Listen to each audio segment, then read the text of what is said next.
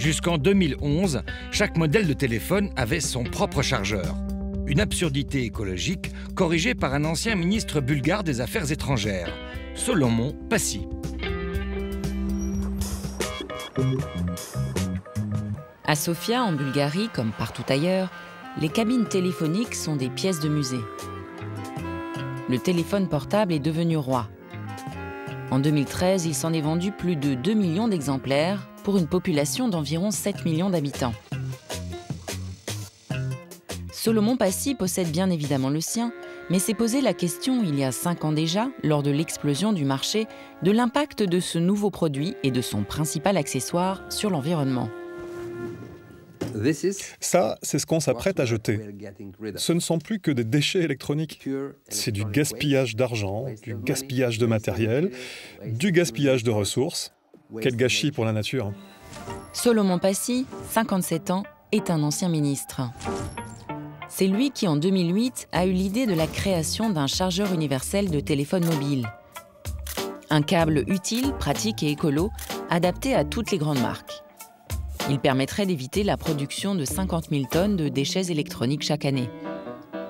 C'est ici, dans ce restaurant séculaire du cœur de Sofia, que Solomon a eu l'idée du chargeur universel, lors d'une banale conversation avec sa femme et leurs 2 enfants. C'est venu tout simplement. On s'est juste posé la question de savoir pourquoi, au XXIe siècle, dans un monde ultra connecté, nous avions autant de problèmes avec les connectiques, justement. Une idée qui va rapidement faire son chemin. Il faut dire qu'en Bulgarie, Gargana et Solomon Passi ne sont pas n'importe qui. Gargana est une ancienne ministre des Affaires européennes et Solomon, un ancien ministre des Affaires étrangères. Le couple possède un solide carnet d'adresses. Un réseau qui permet à Solomon de très vite soumettre son idée de chargeur universel aux plus hautes autorités de son pays. On a soumis au gouvernement de l'époque l'idée de standardiser les chargeurs, mais pour la Bulgarie uniquement. Malheureusement, le projet n'a pas reçu l'accueil escompté à une exception près, le roi. C'est le seul à avoir trouvé l'idée brillante.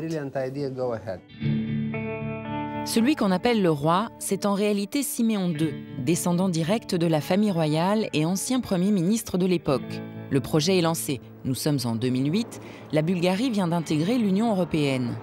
Solomon Passi décide de franchir un cap supplémentaire et décide d'utiliser une fois encore ses puissants réseaux d'influence pour porter le projet jusqu'à la Commission européenne à Bruxelles. À cette époque, nous avions d'excellents leviers. Parce qu'avec ma femme, nous étions au gouvernement, au Parlement bulgare, au Parlement européen. Nous connaissions bien les mécanismes pour faire bouger les choses de l'intérieur. C'est toujours plus facile de faire bouger les choses de l'intérieur des institutions que de l'extérieur. Comme par enchantement, tout va très vite. 3 mois plus tard, la Commission accueille Solomon à bras ouverts. Il faut dire que l'idée est fédératrice. L'institution lance donc un ultimatum aux industriels de la téléphonie. Soit ils adoptent volontairement le nouveau standard, soit une loi les y contraindra. Voici la décision. Tous les portables auront le même chargeur. Pas moins de 14 entreprises, excepté la marque à la pomme qui impose un adaptateur supplémentaire, adoptent la nouvelle norme. En 2011, le chargeur universel est commercialisé partout en Europe. Fière de son coup, la Commission européenne décide de communiquer. Le pouvoir de persuasion de l'Union européenne est à l'origine de ce nouveau chargeur. L'Europe a su convaincre les principaux fabricants qui fournissent 90% du marché européen de la téléphonie mobile de convenir d'un modèle universel de chargeur. À Sofia, Solomon Passi, lui, a le sourire. Une fois que vous l'avez, vous pouvez brancher la prise dans votre voiture, dans votre ordinateur, mais aussi depuis peu, et c'est ça le plus beau, vous pouvez même le brancher dans l'avion. Principal problème, le chargeur existe, certes. Mais profits oblige, les fabricants ont contourné l'obstacle. Tous continuent à en glisser un nouveau dans chaque boîte de téléphone neuf. La Commission européenne n'a pour l'instant pas réussi à être contraignante sur ce point. À ce jour, le bénéfice pour l'environnement est malheureusement quasiment nul. Chaque année, l'Europe dépense 23 millions d'euros pour harmoniser ses standards. Parfois ça marche, parfois pas. Le chantier du moment, un Wi-Fi gratuit et libre d'accès sur toute l'Europe. Au Royaume-Uni, les premiers tests sont concluants. Le Royaume-Uni est considéré comme le leader européen pour la mise à disposition d'accès Internet municipaux. Après Birmingham, Bristol, Liverpool, Norwich, Cardiff est la dernière ville à avoir annoncé son projet d'un Wi-Fi public et gratuit. Environ 10 millions d'Anglais se connectent chaque semaine à ces bornes. Le Wi-Fi public est pratique pour les personnes qui viennent faire leurs courses dans le centre-ville, mais l'objectif à terme est d'offrir un accès Internet aux plus démunis en installant des bornes dans des foyers pour SDF. Une carte d'assurance maladie opérationnelle partout en Europe, une réalité pour 190 millions d'Européens. En Italie, c'est le cas pour toute la population. Cette carte européenne d'assurance maladie permet à tous les Européens d'accéder aux soins au même titre que les résidents des pays visités. Elle est envoyée systématiquement à tous les Italiens. Le porteur de la carte peut choisir de se faire rembourser par le système de santé de son pays d'origine ou directement par le pays qu'il visite. Seuls les soins dentaires ne sont pas remboursés.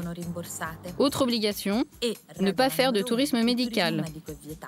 L'intérêt de la CEAM, c'est éviter d'interrompre son voyage et se faciliter les démarches de remboursement. En Allemagne, un des pays européens qui compte le plus de voitures électriques en circulation, ça roule moins bien. Aujourd'hui, tout conducteur qui veut faire plus de 100 km doit prévoir minutieusement son trajet pour ne pas tomber en panne. Alors certes, les bornes de rechargement ont le gros avantage d'être au même standard dans toute l'Europe grâce à un connecteur similaire. Mais en Allemagne, les conducteurs de voitures électriques sont confrontés au problème de temps de chargement trop long et surtout au manque de bornes.